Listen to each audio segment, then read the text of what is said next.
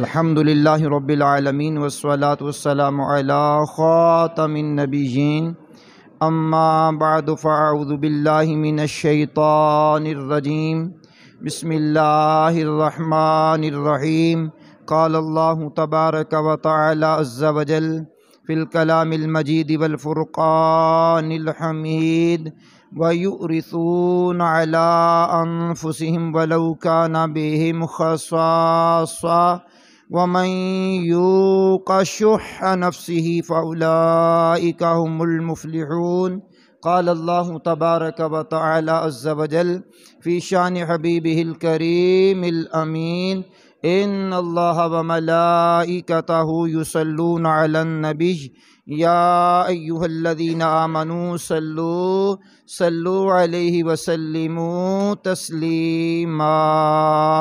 درود شریف پڑھیے۔ اللہم صلی علی سیدنا و مولانا محمد معدن الجود والکرم وآلہ وبارک وسلم صلاۃ و سلام علیک یا سیدی یا رسول اللہ صلی اللہ تعالی علیہ وآلہ وسلم الصلاۃ والسلام علیک یا رسول اللہ۔ بلند آواز سے پڑھیے۔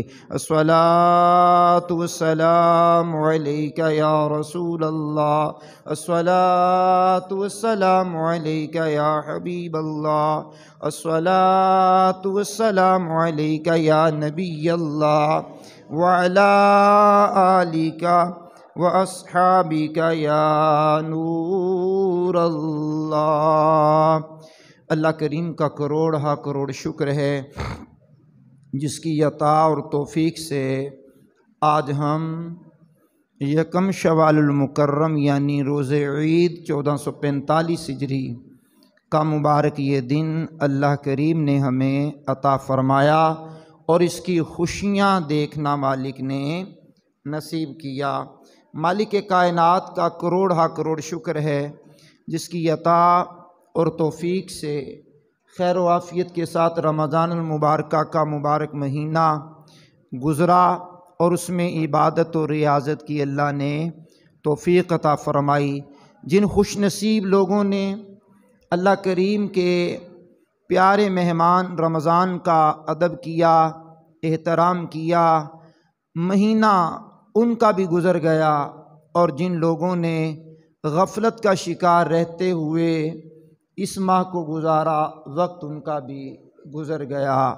لیکن بات یہ ہے مشقتیں ختم ہو جاتی ہیں، اعمال کی جزا باقی رہتی ہے۔ جن لوگوں نے مشقتوں میں پڑھ کر بھی روزے رکھے، تراویح پڑھی، اللہ کریم نے ان کی مشقتیں تو ختم کر دیں، لیکن نامہ اعمال میں ثواب باقی رہ گیا۔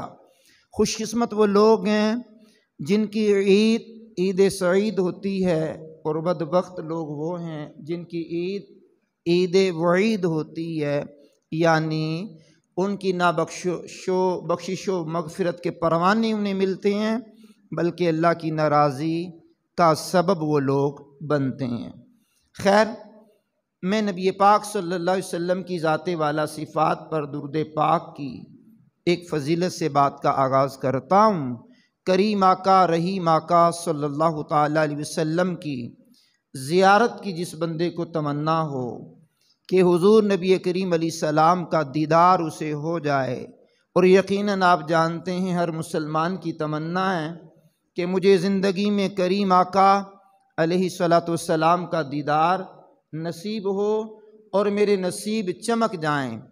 تو بزرگوں نے لکھا ہے کہ جو یہ درود پاک پڑھے، اللہم صلی علی محمد کما ہوا اہلہ، اللہم صلی علی محمد کما تحب و ترضی، اللہ کریم آقا صلی اللہ علیہ وسلم کی اسے خواب میں زیارت ہوگی، اور جب خواب میں زیارت ہو جائے گی تو بقول حدیث پاک کے رسول کریم صلی اللہ علیہ وسلم کے کہ جس بندے نے میری خواب میں زیارت کی ان قریب وہ میری جاگتی ہوئی حالت میں زیارت کرے گا، اور شیطان میری شکل میں آ نہیں سکتا۔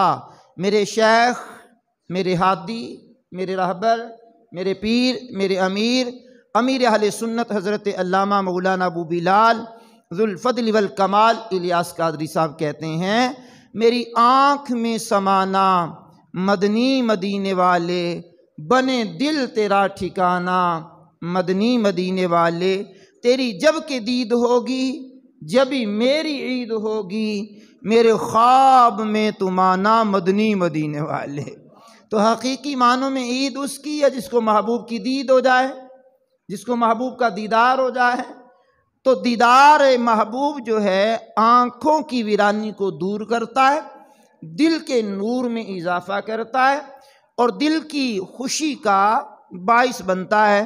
تو میرے کریم آقا صلی اللہ تعالی علیہ وسلم کا دیدار کوئی عام چیز نہیں ہے، بہت بڑی چیز ہے اگر انسان محسوس کرے تو۔ بہرحال عید سعید کی خوشیاں اللہ کریم تمام کو نصیب فرمائے، اور عید سعید کے اندر ایک دوسرے کو مبارکباد دینا، عید مبارک کہنا، یہ بہت اچھا عمل ہے۔ دور صحابہ میں سرکار علی وقار علیہ السلام کے ایک صحابی ہیں جبیر بن نفیر رضی اللہ تعالی عنہ، کہتے ہیں عید کے دن جب صحابہ رضی اللہ تعالی عنہم اجمعین ایک دوسرے سے ملتے، مبارکباد پیش کرتے اور کہتے تقبل اللہ منا و منکا، تقبل اللہ منا و منکا، یہ جملے ارشاد فرماتے ہیں۔ لیکن غور کرنے کا مقام ہے، عید کی حسین خوشیوں میں بھی جن لوگوں سے ناراضیاں ہوتی ہیں، بندہ کترا کر کے ان کو ملے بغیر راستہ بدل کر کے نکل جاتا ہے۔ کسی شاعر نے بڑے خوبصورت انداز میں اس بات کو یوں بیان کیا، عید کا دن ہے گلے آج تو مل لو یارو، عید کا دن ہے گلے آج تو مل لو یارو، رسم دنیا بھی ہے، موقع بھی ہے، دستور بھی ہے۔ اب یہ رسم سمجھ کے مل لو، دستور سمجھ کے مل لو اور موقع سمجھ سے مل لو۔ ہو سکتا ہے عید سعید کی خوشیوں میں دل کا کینہ دور ہو جائے اور دل اللہ کے محبوب کے صدقے میں نور علی نور ہو جائے۔ تو عید کے روز اپنے مسلمان بھائیوں کی خیر خواہی کرتے ہوئے ان کو گلے لگانا، ان کو گلے ملنا، یہ بہت بڑی بات ہے۔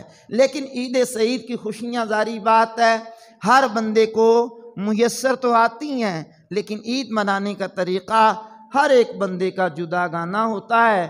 بزرگوں کی عید منانے کا انداز کچھ جدا ہوتا ہے، دنیا دار لوگوں کی عید منانے کا انداز کچھ جدا ہوتا ہے، لیکن بھائی جان عید کی خوشیاں مسلمانوں کو یکساں ہوتی ہیں، ایک جیسی ہوتی ہیں، اور خوشیاں منانے کے انداز ظاہری بات ہے بندوں کے مختلف ہو جاتے ہیں۔ بابا فرید الدین گنج شکر رحمۃ اللہ تعالی علیہ کے بھائی ہیں، ان کا نام ہے نجیب الدین رحمۃ اللہ تعالی علیہ۔ اب یہ بابا فرید الدین رحمۃ اللہ علیہ کے سکے بھائی ہیں اور ان کا لقب تھا متوکل، یعنی اللہ پر توکل کرنے والا، اللہ کی ذات پر ان کا توکل بڑا مضبوط تھا اور دنیا سے بے رغبتی کا یہ عالم تھا۔ کبھی کبھار ان کو یہ بھی معلوم نہ ہوتا کہ آج کون سا دن ہے، کون سا مہینہ ہے، اور اس وقت میں جو رائج الوقت سکہ ہے اس کی مالیت کیا ہے۔ بہرحال بعض لوگوں کی یہ اللہ کی طرف سے عنایات ہوتی ہے کہ وہ دنیا سے بے رغبت بھی رہتے ہیں اور دنیا ان کی طرف امڑ کر کے آتی ہے اور یہ ان کو پیچھے دھکیلتے ہوئے اپنے شب و روز گزار دیتے ہیں۔ بہرحال یہ حضرت سیدنا نجیب الدین جو بابا فرید الدین علیہ رحمہ کے بھائی ہیں، عید کا دن آ گیا اور عید کے دن ان کے ہاں مہمان بھی بہت زیادہ آ گئے، عید بھی ہے اور مہمان بھی آ گئے۔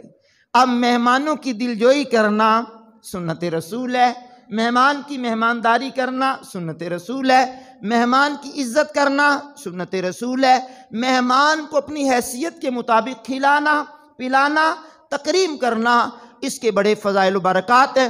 آگے چل کر کے میں عرض کرتا ہوں، مہمان آ گئے، مہمانوں کی دلجوئی کے لیے کھانے پینے کی کوئی اشیاء ہے نہیں۔ اب متوکل اتنے ہیں کہ پھر بھی اللہ کی ذات پر توکل ہے کہ وہ مسبب الاسباب ہے، کوئی اسباب پیدا کر دے گا مالک، مہمانوں کو خوش اخلاقی کے ساتھ ملے اور اپنے حجرہ مبارکہ میں جو بالائی منزل یعنی اوپر والی منزل میں بنایا ہوا تھا وہاں چلے گئے اور اللہ کی بارگاہ میں دستے سوال دراز کر دیے۔ دل مطمئن ہے کہ مہمانوں کا انتظام تو ہو جانا ہے، لیکن اللہ کی بارگاہ میں عرض کی بار الہ میں تیرا کوئی شکوہ نہیں کر رہا، نہ کوئی دل میلا کر رہا ہوں، لیکن میرے کریم یہ مہمان آئے ہیں اور عید کا دن ہے اور ہمارے گھر میں کوئی ایسی چیز نہیں ہے کہ مہمانوں کی عزت افزائی کی جائے، مالک تو مسبب الاسباب ہے، کرم کی برکھا برسائے گا، دل مطمئن ہے۔ سیرت نگاروں نے لکھا ہے، بابا جی قبلہ کی سیرت لکھنے والوں نے لکھا ہے، اچانک کیا ہوا، چھت کے اوپر ایک شخص نمودار ہوا انسانی شکل و صورت میں، اور اس کے ہاتھ میں بے شمار کھانے کے انواع و اقسام کے کھانے ہیں، اور بے شمار کھانے سے وہ طباق اور وہ بہت سارا جو پارات اور بہت بڑا تھال جو ہے وہ کھانے سے بھرا ہوا ہے، آپ کو پیش کیا اور غائب ہو گیا۔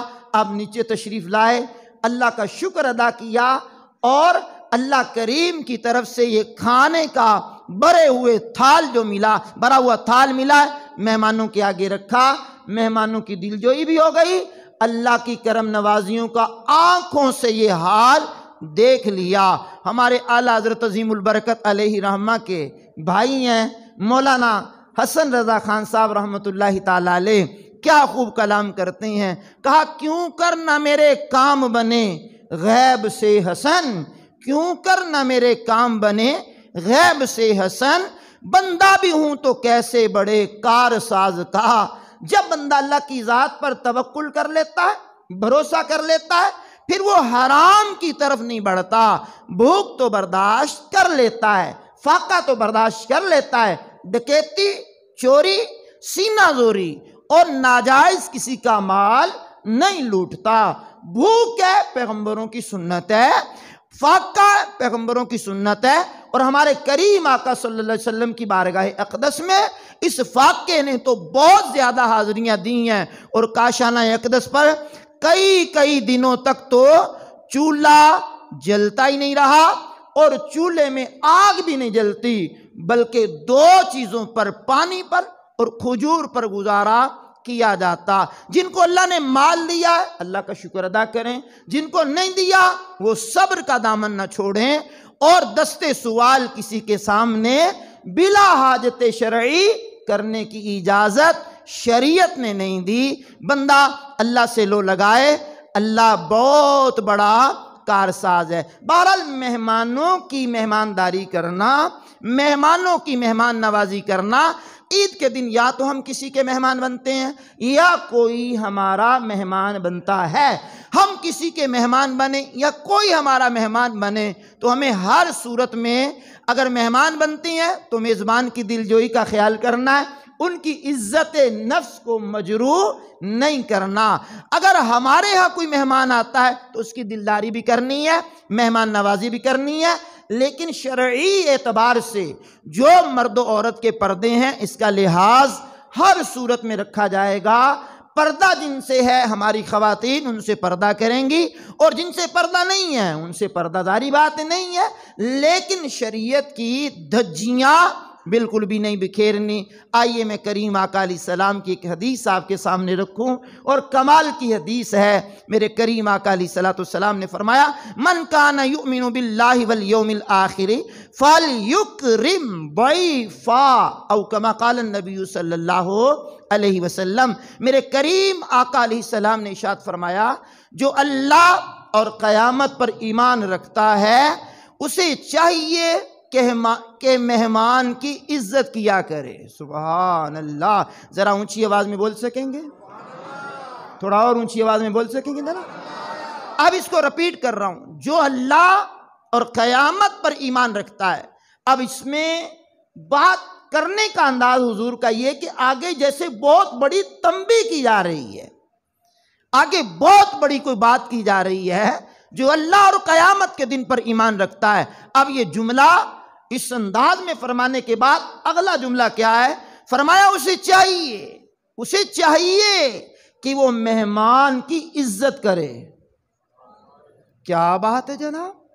اب مہمان کی عزت افزائی کے لیے حضور نبی کریم علیہ السلام کا یہی جملہ لے لیا جائے اور اسی حدیث پاک کو لے لیا جائے تو ساری زندگی بندہ اللہ کے حبیب صلی اللہ تعالیٰ علیہ وسلم کی اس حدیث پاک پر گزار دے کہ مہمان آئے تو اس کی عزت کی جائے۔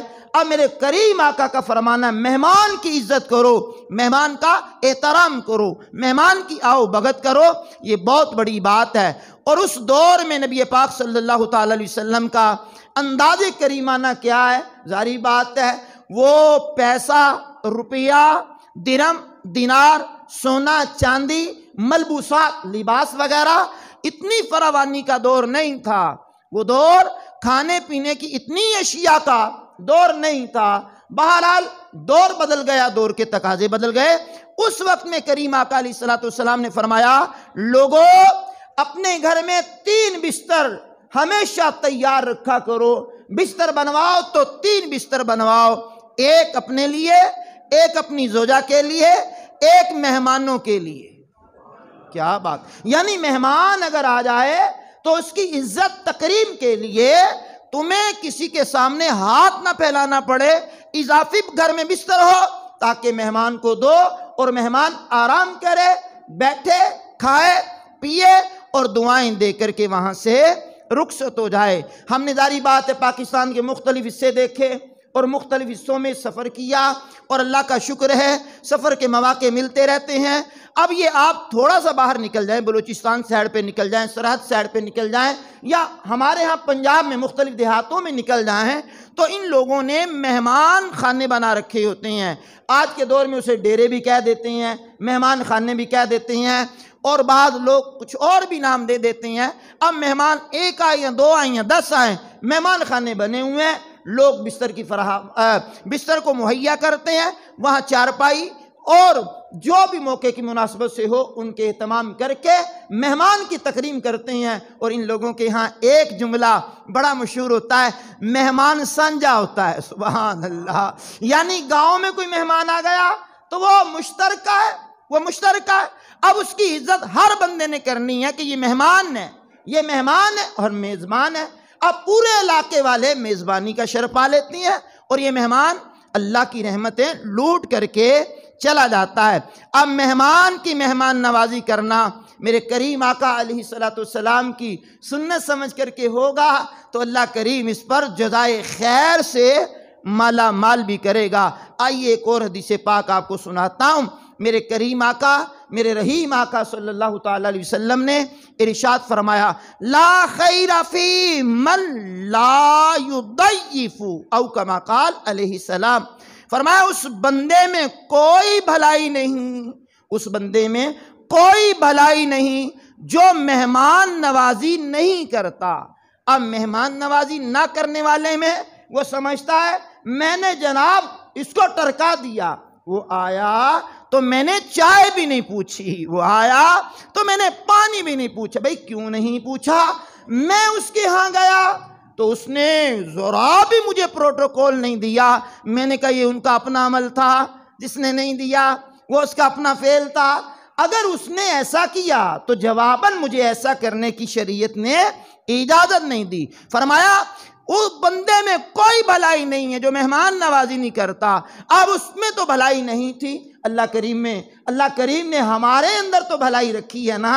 اگر اس نے چائے نہیں پوچھی تو جناب کوئی بات نہیں، ہو سکتا ہے اس کی مجبوری ہو سکتا ہے کوئی ایسا شرعی عذر ہو اسے، آپ پہنچے ہو گھر میں گیس بھی کوئی نہ ہو اور وہ سلنڈر جو بھروا کر کے اس نے رکھا ہے شاید اس میں بھی گیس نہ ہو، اور ہو سکتا ہے گھر میں بیماری ہو، گھر میں چائے پکانے والی ہے، چائے پکانے والا علیل ہو، اور ہو سکتا ہے مجبوری میں کولڈ ڈرنک بھی اس کے پاس اس وقت میں نہ ہو، تو چلیے جناب عذر 100 ہو سکتے ہیں، لیکن حسن ظن کے دروازے بندے کو بند نہیں کرنے چاہیے، حسن ظن کے دروازے کھلے رکھنے چاہیے۔ تو میرے کریم آقا علیہ السلام نے فرمایا جو مہمان کی مہمان نوازی نہیں کرتا اس میں کوئی بھلائی نہیں ہے۔ تو ہمیں مہمان نوازی کرنے میں پیش پیش رہنا چاہیے، اور یہ بہت اچھا اور عمدہ عمل ہے۔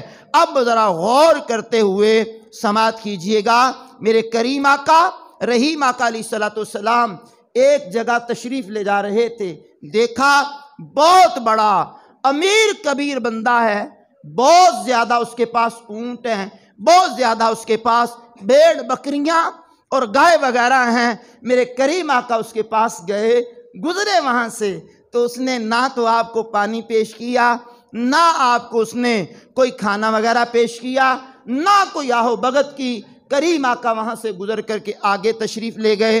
آگے پہنچے تو میرے کریم آقا نے دیکھا ایک عورت ہے، اور اس عورت کے پاس چھوٹے چھوٹے جانور ہیں، یعنی بھیڑ بکریاں چھوٹی چھوٹی ہیں۔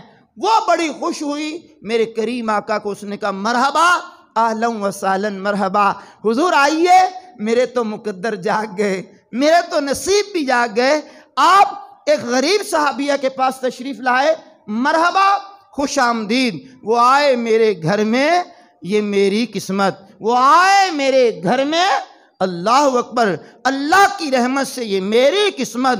کبھی میں ان کو دیکھتا ہوں، کبھی میں اپنے گھر کو دیکھتا ہوں کہ یہ گھر کس قابل ہے کہ ان کی جلوہ گری ہو جائے، لیکن وہ آ گئے، مرحبا خوش آمدید۔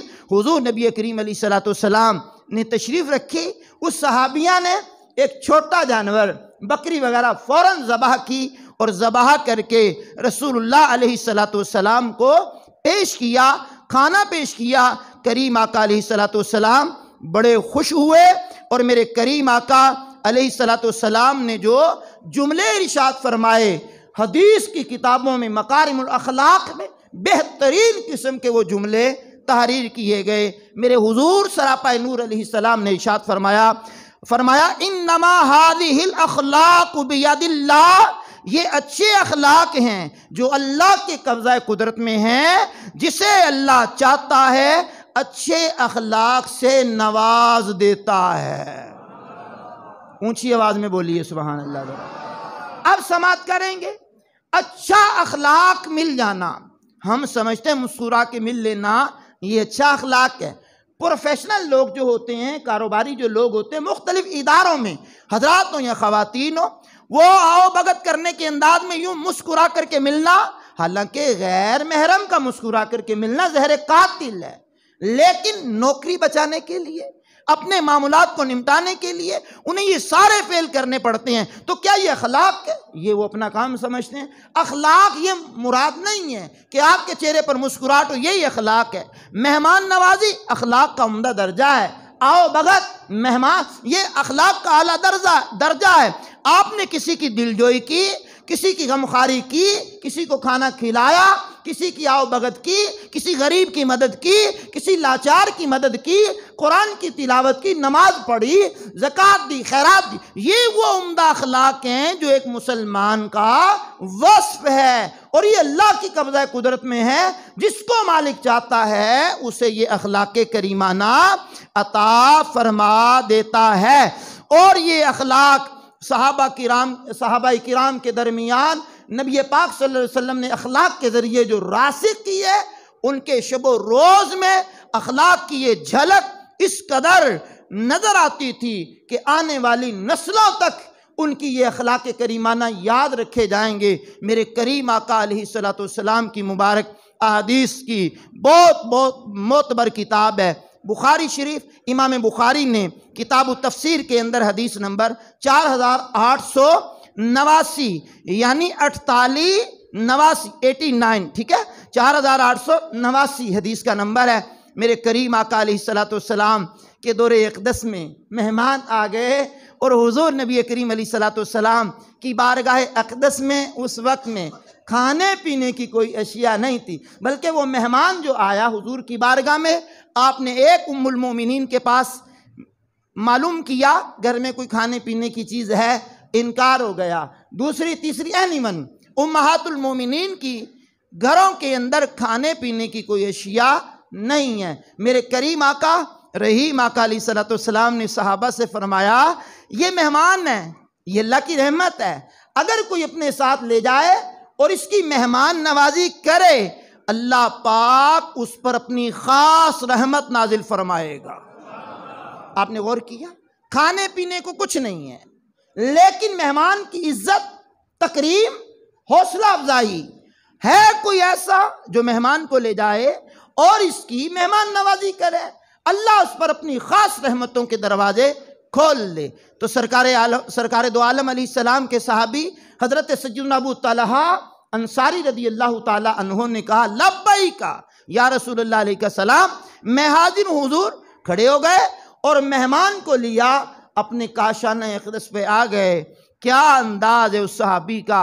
گھر میں آئے، مہمان کو ٹھہرایا، اب اپنی زوجہ سے پوچھا گھر میں کھانے پینے کی کوئی چیز ہے؟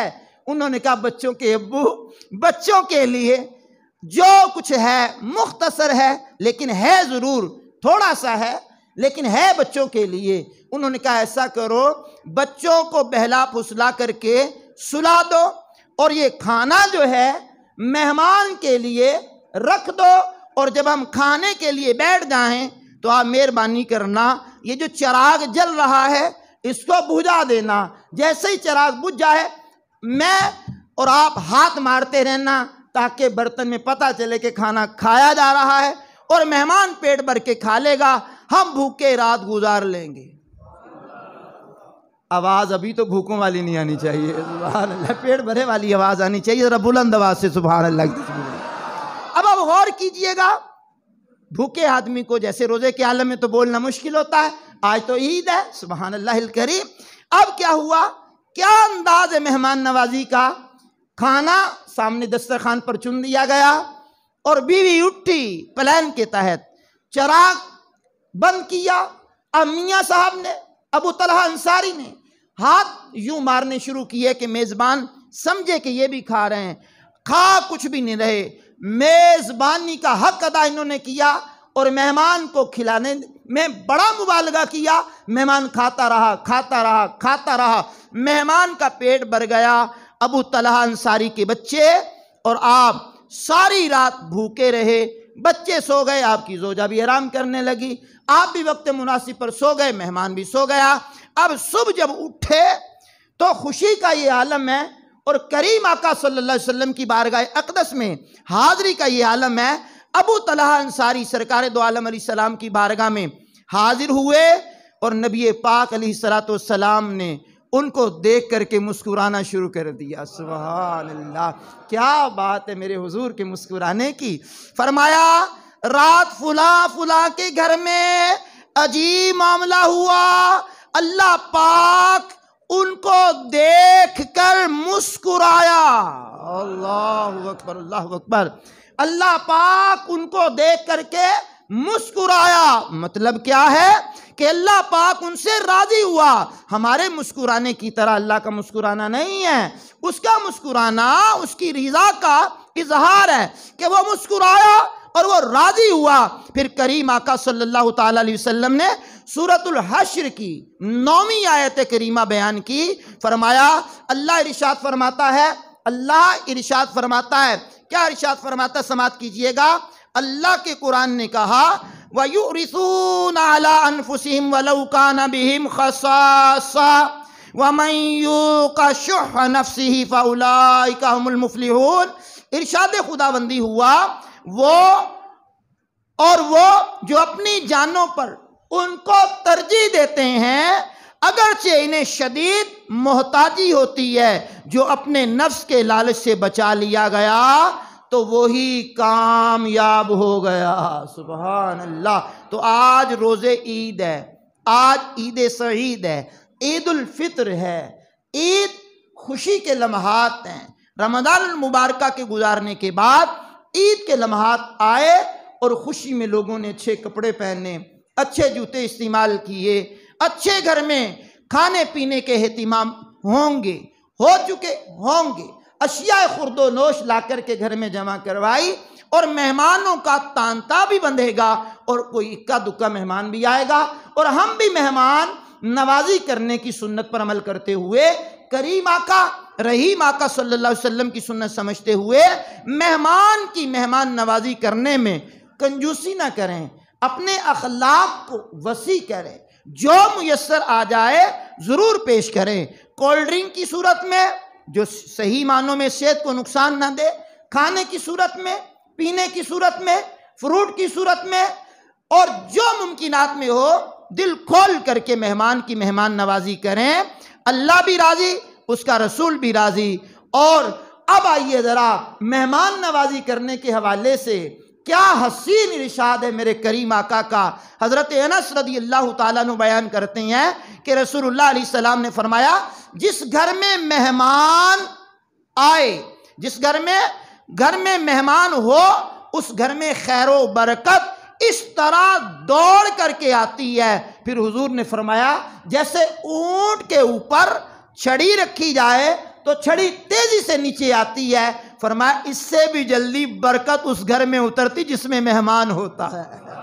کیا بات ہے، میرے کریم آقا صلی اللہ علیہ وسلم کے مہمان نوازی کے اصول جو بیان کیے حضور نے، یہ بھی ارشاد فرمایا۔ اور پھر بہت بڑی بشارت میرے کریم آقا نے یہ بھی عطا فرمائی ہے، فرمایا جب کوئی مہمان کسی کے ہاں آتا ہے اپنا رزق لے کر کے آتا ہے، جب اس کے ہاں جاتا ہے تو اس کے گناہ بخشے جانے کا سبب بن کے جاتا ہے۔ مہمان آیا، اپنا رزق لے کر کے آیا، گیا تو بندے کے گناہوں کو بخشوانے کے لیے، بخشوانے کا ذریعہ بن کر کے وہ گیا۔ آئیے میرے عزیزوں، میرے دوستوں، میرے بزرگوں، میرے اسلامی بھائیوں، مہمان نوازی کے حوالے سے چند باتیں میں نے آپ کی بارگاہ میں پیش کی ہیں۔ عرشوں کا مالک مجھے آپ کو عمل کی توفیق سے مالا مال کر دے۔ آپ جانتے ہیں کہ عید الفطر کے موقع پر حضرات و خواتین اپنا فطرانہ ضرور ادا کیا کرتے ہیں۔ جو صاحب نصاب ہوتے ہیں وہ گندم کے اعتبار سے، وہ جو کے اعتبار سے، وہ کشمش منقع کے اعتبار سے، کھجور کے اعتبار سے، اجوا کھجور کے اعتبار سے وہ فطرانہ ادا کرتے ہیں۔ اور صاحب نصاب جو لوگ ہوتے ہیں وہ زکوٰۃ کا بھی اہتمام کرتے ہیں۔ جو فطرانہ زکوٰۃ ادا کر چکے مرحبا، جو رہ گئے ہیں بار ہمارا بستہ لگے گا، اپنی زکوٰۃ، عطیات، خیرات، فطرہ وغیرہ ضرور جمع کروا دیجئے گا۔ کم از کم مقدار 340 روپے دارالافتاء اہل سنت جو دعوت اسلامی کا دارالافتاء ہے اس کی طرف سے اعلان ہے، 340 روپے کم از کم آپ 340 روپے ضرور بالضرور اپنا فطرہ اپنے بچوں کا، گھر والوں کا ادا کیجئے گا۔ عرشوں کا مالک توفیق دے تو یہ عمل بہت ہی کارآمد رہے گا۔ ظاہری بات ہے 7:45 بجے کا ہمارا اعلان ہے اور 7:45 پر سوئی پہنچ چکی ہے، ہم نے اپنی بات کو کلوز کر دیا۔ اب غور کریں گے تو عید کی نماز کا طریقہ سماعت کر لیں۔ عید کی نماز کا طریقہ یہ ہے کہ آپ یوں نیت فرمائیں گے، 2 رکعت نماز عید الفطر مع زائد یعنی اضافی 7-6 تکبیروں کے، بندگی خدا تعالیٰ کی۔ آپ کہیں گے پیچھے اس امام کے اللہ اکبر، اللہ اکبر کہتے ہوئے کانوں کی لو تک ہاتھ اٹھا کر کے ناف کے نیچے باندھ لیں گے۔ امام اور مقتدی ثنا پڑھیں گے، سبحانک اللہم و بحمدک و تبارک اسمک و تعالی جدک و لا الہ غیرک۔ یہاں تک پڑھنے کے بعد مقتدی خاموشی اختیار کر لیں گے۔ امام صاحب بلند آواز سے 3 تکبیریں وہ کہیں گے جو زائد ہیں۔ اللہ اکبر کہتے ہوئے کانوں کی لو تک ہاتھ اٹھا کر کے چھوڑ دیں گے، اور پھر دوسری تکبیر ہاتھ اٹھا کر کہیں گے اللہ اکبر، کانوں کی لو تک ہاتھ اٹھائے پھر چھوڑ دیں گے۔ تیسری تکبیر کہیں گے اللہ اکبر، اب ہاتھ چھوڑنے نہیں ہیں، ناف کے نیچے اس انداز میں ناف کے نیچے باندھ لیں گے۔ اب امام صاحب قرات کریں گے، سورہ فاتحہ شریف پڑھیں گے، اس کے بعد کوئی اور سورت پڑھیں گے، اور پھر اس کے بعد رکوع ہوگا، سجدے میں جائیں گے، پھر قیام میں کھڑے ہو جائیں گے۔ قیام میں کھڑے ہو کر کے سب سے پہلے امام قرات کرے گا یعنی سورۃ الفاتحہ، پھر کوئی سورت ملائیں گے۔ اب کوئی سورت ملانے کے بعد پہلی 3 تکبیریں جو ہوں گی یہ عید کی زائد تکبیریں ہوں گی۔ اب وہ تکبیر پہلی کہیں گے اللہ اکبر، کانوں کی لو تک ہاتھ اٹھا کر کے چھوڑ دیں گے۔ پھر دوسری تکبیر ہوگی اللہ اکبر، کانوں کی لو تک ہاتھ اٹھا کر چھوڑ دیں گے۔ پھر تیسری تکبیر ہوگی اللہ اکبر، کانوں کی لو تک ہاتھ اٹھا کر چھوڑ دیں گے۔ اب چوتھی تکبیر زائد نہیں ہے، وہ ہے رکوع کی تکبیر بغیر ہاتھ اٹھائے اللہ اکبر کہتے ہوئے رکوع میں جائیں گے اور پھر نماز کو مکمل کریں گے۔ جب 2 رکعتیں یہ پڑھ چکیں گے تو اس کے بعد انشاءاللہ اللہ نے چاہا تو جو مسنون ہے وہ خطبہ پڑھا جائے گا، اور خطبے کے بعد دعا کی جائے گی، اور دعا مانگ کر آپ ایک دوسرے کو مبارکباد دیتے ہوئے یہاں سے رخصت ہوں گے۔ اللہ کا شکر ہے، ہماری خوش قسمتی ہے کہ دعوت اسلامی کے عظیم رکن شورا حاجی محمد سلیم اتاری صاحب ہمارے ہاں تشریف لاتے ہیں، اور وہ لا چکے ہیں۔ وہ عید کی نماز کی امامت کروائیں گے انشاءاللہ۔ آپ کے لیے، ہمارے لیے، امت مسلمہ کے لیے، اقوام عالم کے لیے دعائے خیر بھی کریں گے، دعائے برکت بھی کریں گے۔